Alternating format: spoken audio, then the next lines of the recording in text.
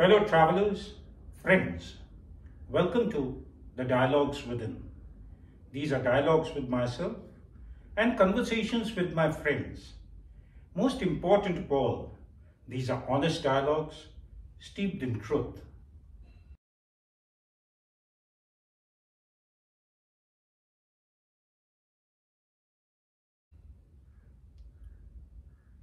Friends, fellow travelers, recently Paresh and Pallavi gifted me a beautiful book.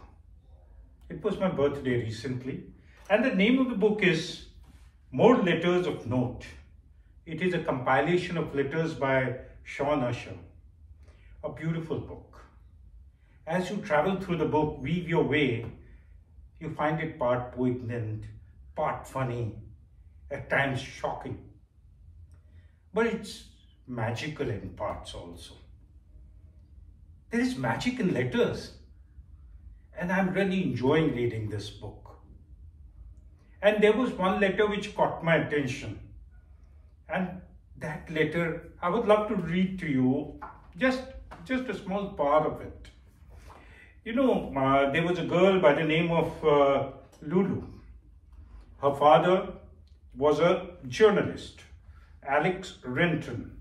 In 2012, she wrote a very short letter to God. The letter was, to God, how did you get invented, Lulu? The father sent this letter to various people, Christian friends, churches, and all these places to get an answer for his daughter. Most of the places, no answer came. But there was one, Archbishop of Canterbury, who wrote back. And I read, Dear Lulu, your dad has sent on your letter and asked if I have any answers. It's a difficult one. But I think God might reply a bit like this. Dear Lulu, nobody invented me, but lots of people discovered me and were quite surprised. They discovered me when they looked around at the world and thought it was really beautiful and really mysterious and wondered where it came from. They discovered me when they were very, very quiet on their own and felt a sort of peace and love they hadn't expressed. Isn't it beautiful? And this set me thinking that the magic of letters is lost. Because somewhere around 90s, I think people stopped writing letters. I asked my daughter, how many handwritten letters had she received in her life? She said 4. 3 are postcards which I had sent to her when I was traveling in 1997 in Scotland. Postcards of Loch Lomond. That's a beautiful lake in southern Scotland, and it has a story of a monster who lives in that lake. It's surrounded by oak trees, forest, and there are trails there for trekking. Beautiful area. And then she received one letter from a friend when she was studying in Boston. And my son, when I asked him, he has just received one handwritten letter in his life. I was quite surprised. To me, letters were magical when I was young. We have an uncle in the family, Bhaskar Singh. He's a traveler. He has gone all around the world. I think one of the most well-traveled persons I have ever met. And wherever he would go, he'd send postcards. And those postcards would fire the imagination of places which are far off. Today we have it on the click of the mobile. We see images, places, touristy places, what is good about them, and such things.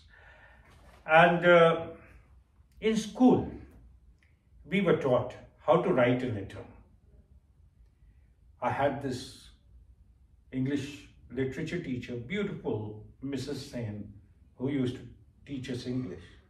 And she would say, how you address the first three letters actually set what is your relationship with the person to whom you are writing. On the side, I was Mrs. Sen's favorite student. When she, like in English classes, we were given words to make sentences. So there was once a few words, one of the words was crazy.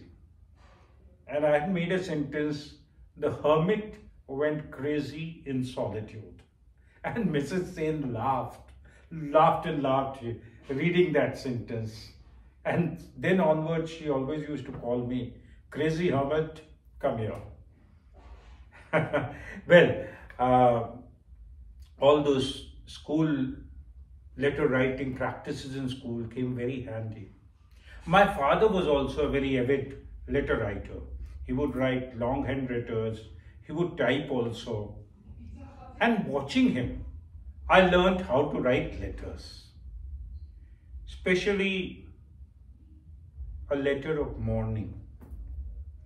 As I grew up, and in life you lose friends, you lose loved ones. And when I wrote letters of mourning,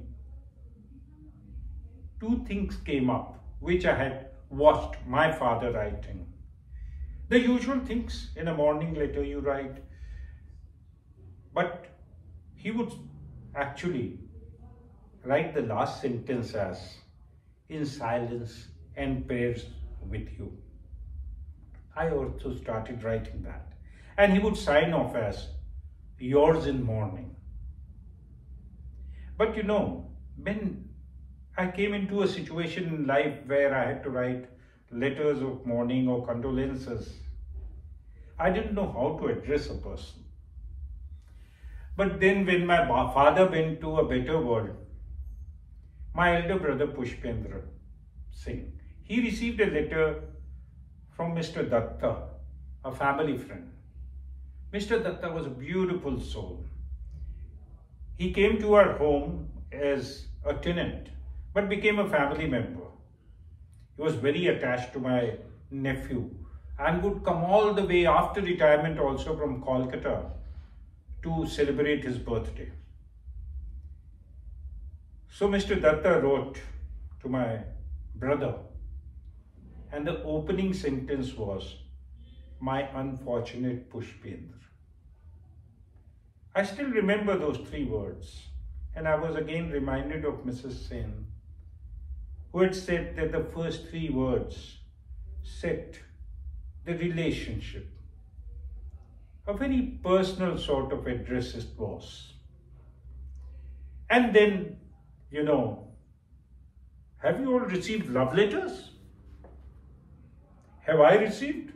I won't tell you. In this world of connectivity, people are connected through mobiles.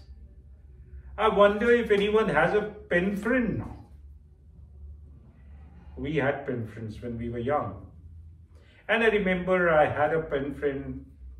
She wrote to me that it's going to be summer holidays and we are getting the swimming pool cleaned for summers. And then she asked, are there swimming pools in India? I wrote back to her, we are getting the Ganges cleaned for swimming for summers. After that, no letters came from her. Well, friends, I joined the service in 1986 and we reached Lal Bahadur Shastri National Academy for Administration at Mussoorie for foundation course. All of us from 1986 batch from various services were there, a big huge batch. And then there were cubby holes and letters would arrive, and between the classes we would rush to see whether we got some mail or not. And there used to be so much of glow and excitement when one would receive letters from home, from friends. But you know, there were few who saw the letter and kept it in a book or something to read later. I used to wonder how someone cannot immediately read the letter when it arrives. And of course, there were few who could stop themselves from reading. I could not. I'd get a letter and I would rush to one corner, open it and start reading.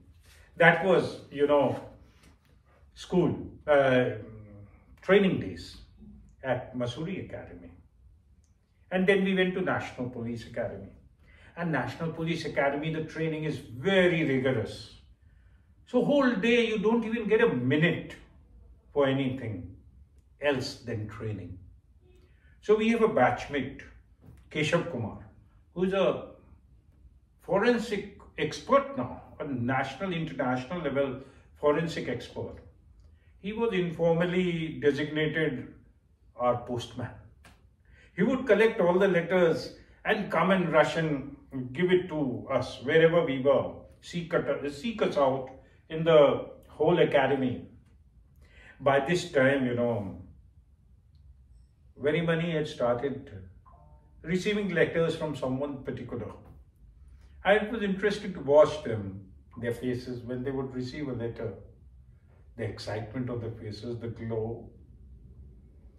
And also sometimes those who did not receive, the sort of a dejection, the wait to receive a letter.